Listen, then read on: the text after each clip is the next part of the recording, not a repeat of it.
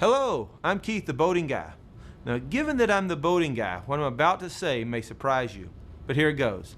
Anchoring your boat can be almost as much fun as cruising. Okay, let me explain. It's true that few activities can compare with being out in the water, zipping along, enjoying the sunshine, watching the waves. Well, you get the idea. But let's say you stop to go swimming, or fishing, relax, or just hang out in a quiet cove with your friends and family. Now that's when anchoring can be fun. The truth is, the ability to anchor your boat securely is a necessary boating skill. Anchoring can help you control your boat in bad weather, or keep your boat secure if the engine has quit or the wind and the currents are pushing you around or towards shore.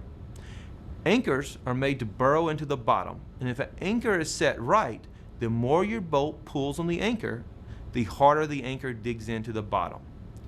Choosing the right anchor has more to do with what's under the water than the type of boat that you have.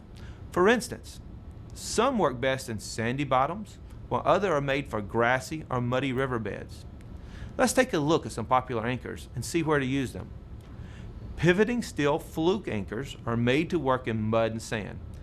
They are perhaps the most common of all anchors available. The pivoting steel fluke anchor has two steel points that pivot and dig into the bottom.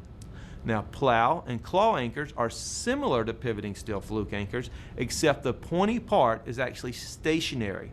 These are good for holding your boat in rocks and weeds and even sand also. Grapnel anchors, they look like a big grappling hook. They're used with small boats when the water conditions are very mild.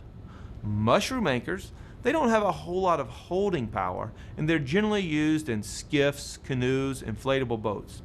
And lastly, we have our land and shoreline anchors. They're used when we want to secure our boat to the beach. Of course, to talk about anchoring, we need to learn the lingo. The anchor rode is the line. Line being the nautical term for rope that attaches the anchor to the boat. Now, scope is the term for the amount of rode you have when you're actually anchoring. An anchor rode is made up of a long length of line. I recommend nylon. It's strong, it stretches under load, and it lasts a long time. You should have several feet of chain, a couple of shackles to fasten the line, the chain, and the anchor all together. How do you know how much rode you need? It's simple math. A good rule of thumb is to have an anchor rode equal to 5 to 8 times the depth of the water. Use a 5-to-1 scope for daytime anchoring and an 8-to-1 scope when anchoring at night. Here's an example to make it easier. Say you're in 10 foot of water and you want an anchor line. Well, you need your line to be between 50 and 80 foot, the 5-to-1 or 8-to-foot rode.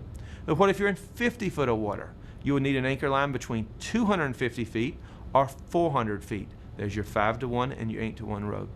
Well, it's much easier than you think, and you get out in the water, you'll try it and you'll be do fine. Hope to see you out there. Good luck, safe boating.